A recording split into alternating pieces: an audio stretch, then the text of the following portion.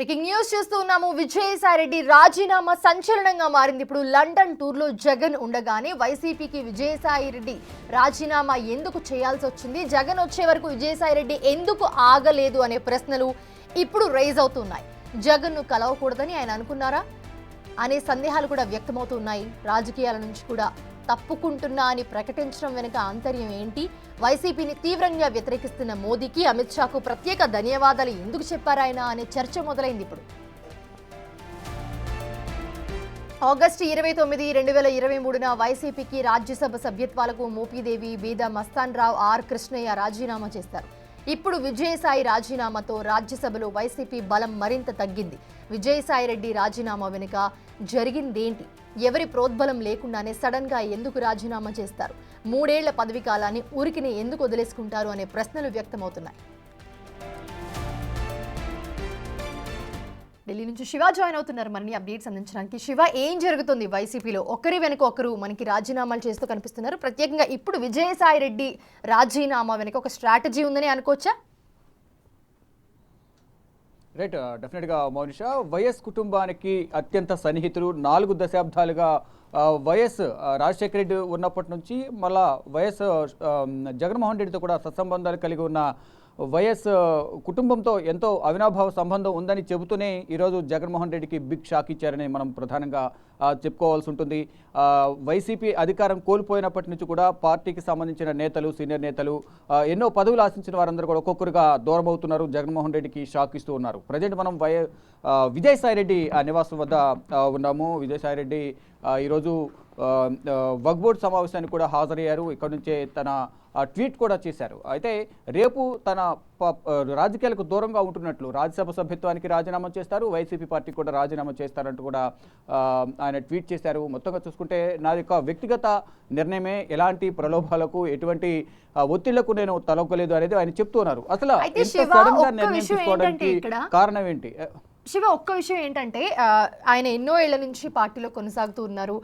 జగన్తో కూడా మంచి సత్సంబంధాలు ఉన్నాయి. ఎందుకని జగన్ లండన్ టూర్లో ఉండగానే ఇప్పుడు రాజీనామా ప్రకటించారు అనేది ఒక క్వశ్చన్ మార్క్గా చెప్పుకోవాలి. ఎందుకంటే వచ్చాక కూడా చేసి ఉండొచ్చు, మాట్లాడి మంతనాలు జరిపి. ఎందుకంటే 3 ఏళ్ల కాలం ఉంది ఇంకా ఆయనకి.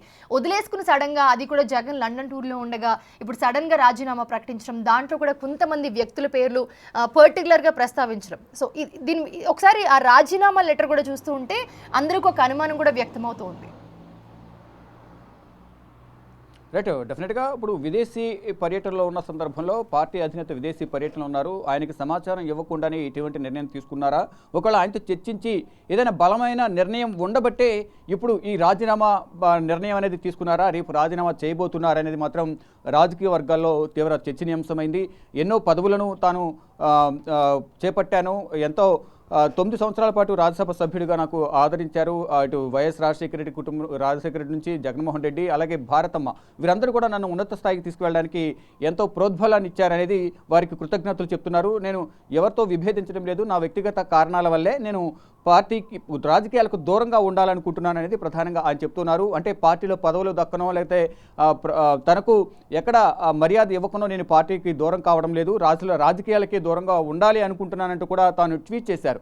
మరోవైపు ఇటీవల చోటు చేసుకున్న రాజకీయ పరిణామాలు కానీ, ఇటు ఈడీ విచారణ కానీ, వీటన్నిటి కూడా ఒకసారి పరిశీలిస్తే భవిష్యత్తులో కూడా ఇటు ఈడీ విచారణకు సంబంధించి, దర్యాప్తు సంస్థలకు సంబంధించిన విచారణ వేగవంతం చేసే అవకాశం ఉంది అనే సమాచారంతో కూడా అసలు రాజకీయాలకు నుంచి దూరంగా ఉండటంతో పాటు ఫర్దర్గా భవిష్యత్తులో ఏమైనా ప్రత్యామ్నాయ పార్టీ వైపు వెళ్ళాలా అనే ఆలోచనలు కూడా ఉన్నారు అనేది ప్రధానంగా రాజకీయ వర్గాల్లో చర్చ కొనసాగుతుంది. కానీ తాను ఏ రాజకీయ పార్టీలోకి వెళ్ళను, ఇటు బీజేపీకి సంబంధించి తను రాజకీయంగా ఇటు 2 రాష్ట్రాల మధ్య, అంటే తెలుగు రాష్ట్ర, ఇటు ఏపీకి అలాగే కేంద్రానికి మధ్య, రాష్ట్రానికి కేంద్రానికి మధ్య వారధిలా ఉండే విధంగా కూడా నాకు అత్యున్నత పదవులు ఇచ్చారు. ఇటు ప్రధాని నరేంద్ర మోడీ, కేంద్ర హోంమంత్రి అమిత్ షా కూడా నాకు ఎంతో సహకరించారు. వారిద్దరికి కూడా నేను కృతజ్ఞతలు తెలుపుతున్నానంటూ కూడా ఆయన చెప్తూ ఉన్నారు. ఒకవైపు పార్లమెంటరీ పార్టీ నాయకుడిగా, రాజ్యసభ ఫ్లోర్ లీడర్గా ఉండే విధంగా కూడా నాకు వైఎస్ జగన్మోహన్ రెడ్డి అవకాశం ఇచ్చారు. కాబట్టి ఆయనకు నేను కృతజ్ఞతలు చెప్తున్నాను. నాకు ఎటువంటి అన్యాయం జరగలేదు, పార్టీలో నాకు సముచిత స్థానం కల్పించారు అనేది కూడా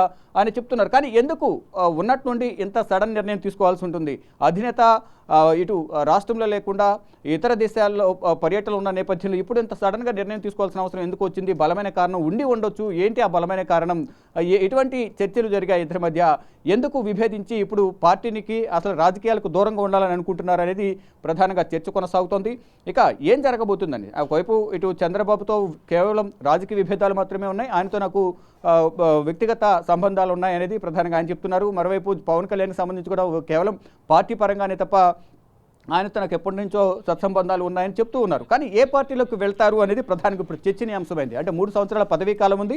గతంలో కూడా మనం చూసుకుంటే వైసీపీకి సంబంధించిన 3 రాజ్యసభ ఎంపీలు రాజీనామా చేయడం, వారిలో 2 రాజ్యసభకు మళ్ళా తిరిగి వెళ్తూ ఉన్నారు. ఇలా గతంలో కూడా ఇటు గొల్లబాబురావు పేరు వినిపించింది. కేవలం ఒక వైఎస్ కుటుంబానికి సంబంధించి ఒక్క నిమిషం హోల్డ్ లో ఉండండి, మళ్ళీ మీతో మాట్లాడే ప్రయత్నం చేస్తాము. ప్రస్తుతం వైసీపీ మాజీ ఎమ్మెల్యే శ్రీకాంత్ రెడ్డి ఉన్నారు మనతో మాట్లాడడానికి. శ్రీకాంత్ రెడ్డి గారు,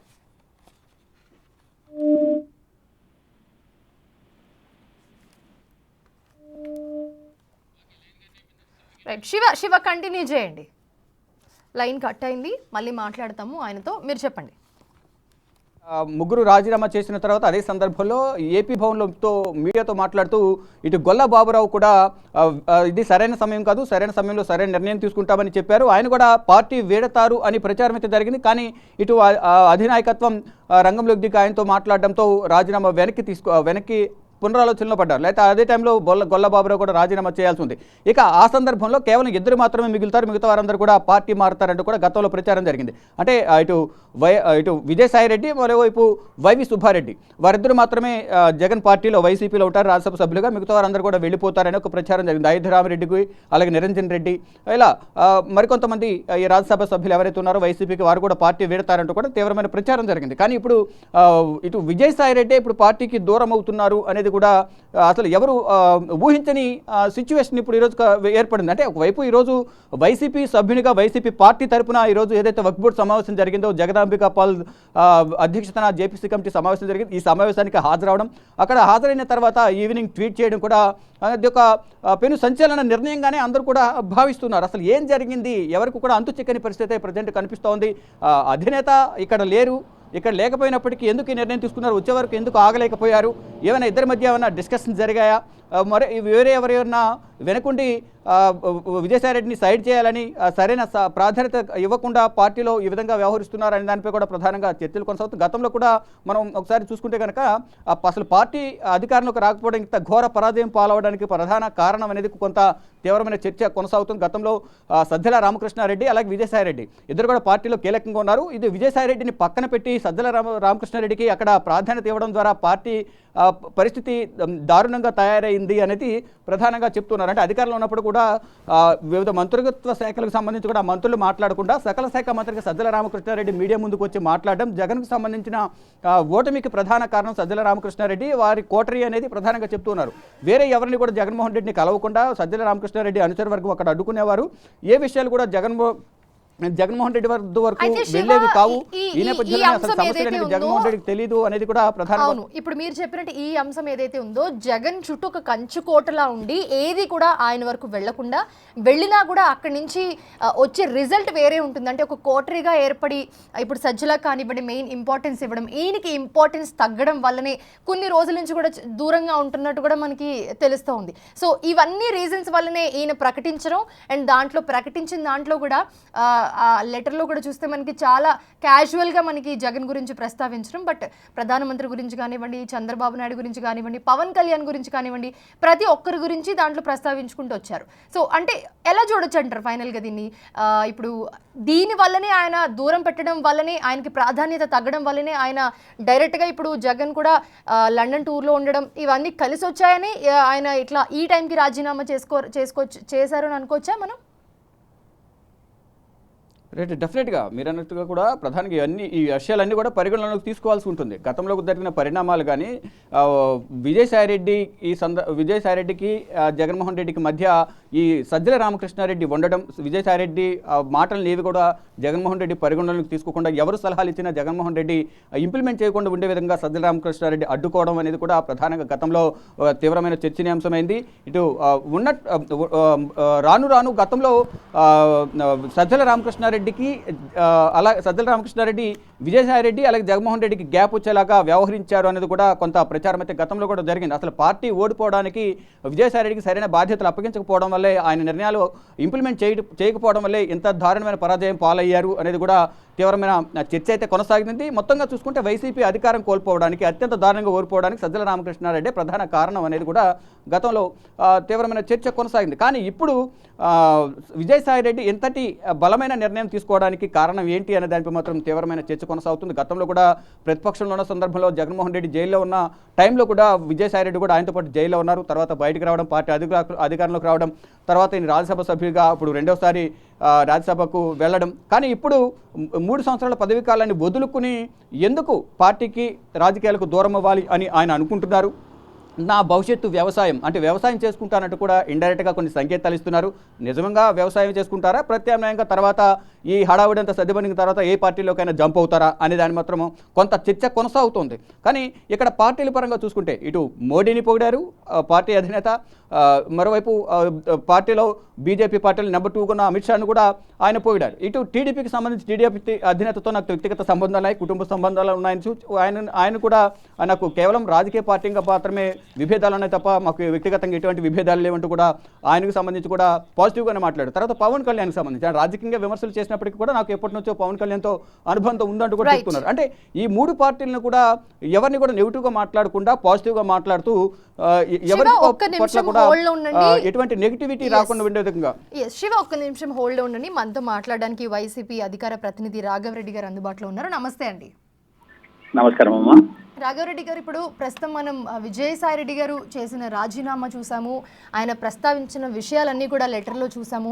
సో ఏంటంటే సడన్గా ఇట్లా రాజీనామా చేయడానికి కారణాలు ఏమై ఉంటారంటారు? అది కూడా జగన్ ఇప్పుడు ఆయన టూర్లో ఉన్నారు, ఇక్కడ కూడా లేరు. సో ఏంటి దీని వెనుక రీజన్స్ ఏమై ఉండొచ్చండి? ఏం చెప్తారు మీరు?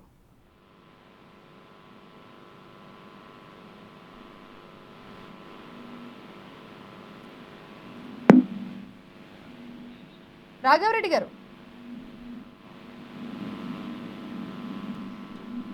రాఘవరెడ్డి గారు మీకు వినిపిస్తుందా అండి?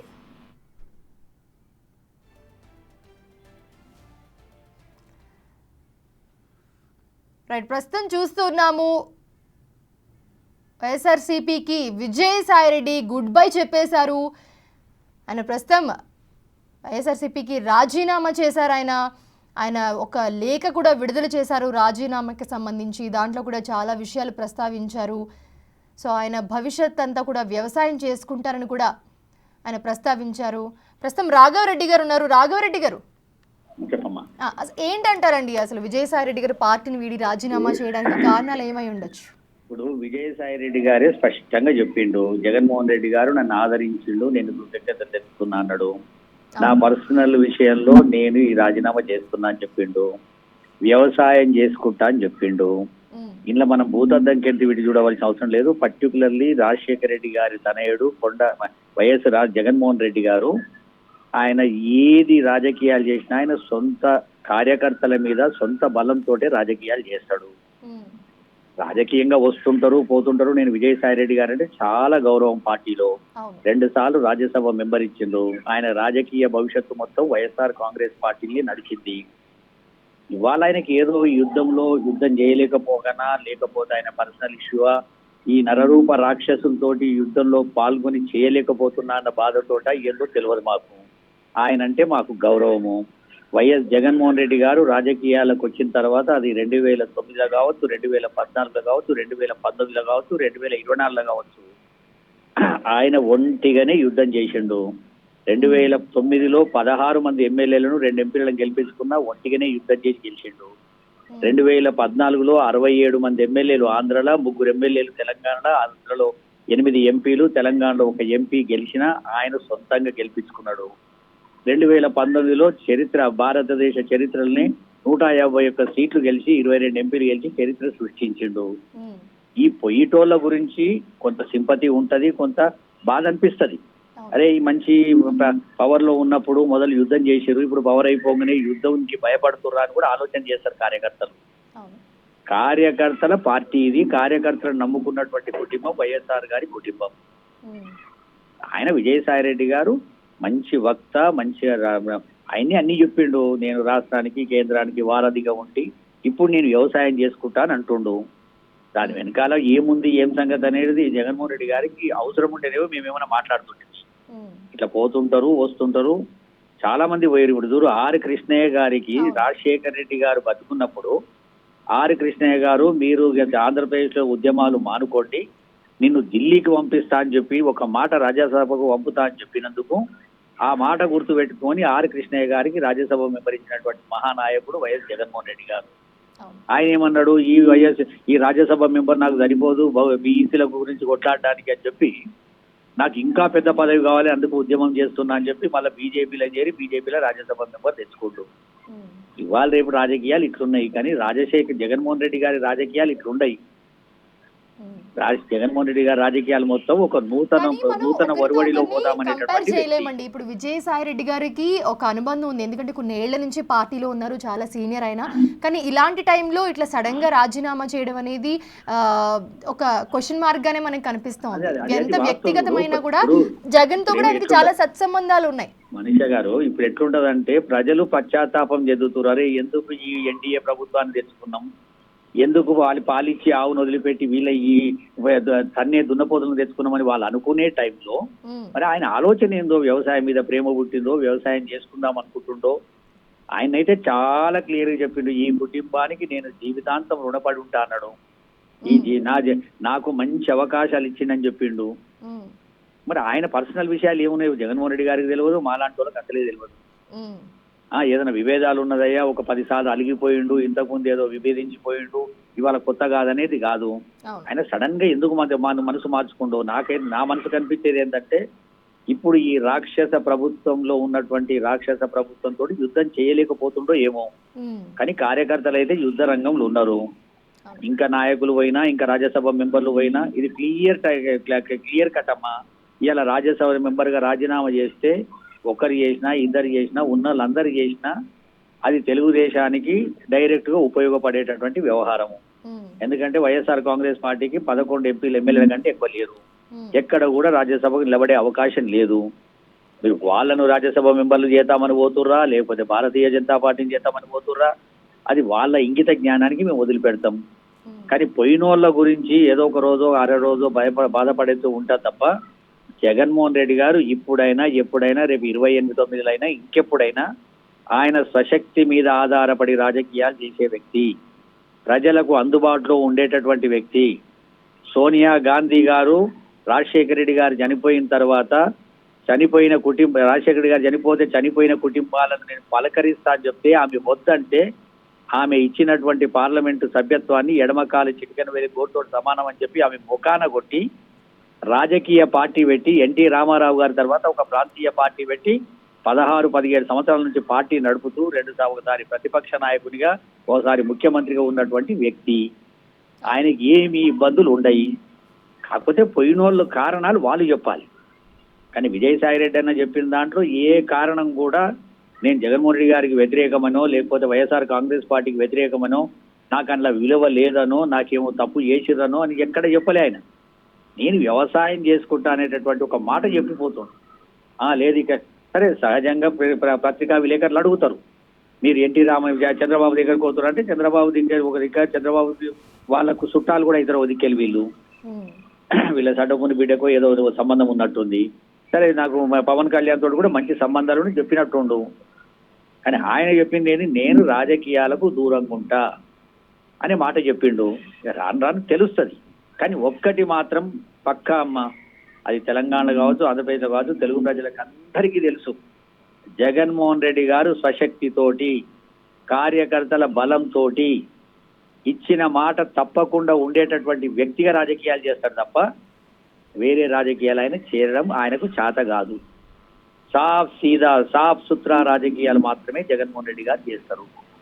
అది నమ్ముకున్నటువంటి వైఎస్ఆర్ కాంగ్రెస్ పార్టీ కార్యకర్తలు కావచ్చు, మాజీ నాయకులు కావచ్చు, ఎమ్మెల్యేలు కావచ్చు, మాజీ మంత్రులు కావచ్చు, వాళ్ళందరూ కూడా వాళ్ళ నాయకుని మీద ఉన్నటువంటి భరోసాతోటే రాజకీయాలు చేస్తారు.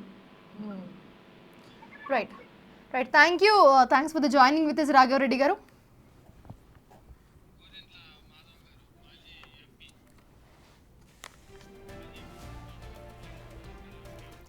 రైట్, మాజీ ఎంపీ గోరంట్ల మాధవ్ గారు మనతో పాటు జాయిన్ అవుతూ ఉన్నారు దీనికి సంబంధించి మాట్లాడడానికి. నమస్తే అండి.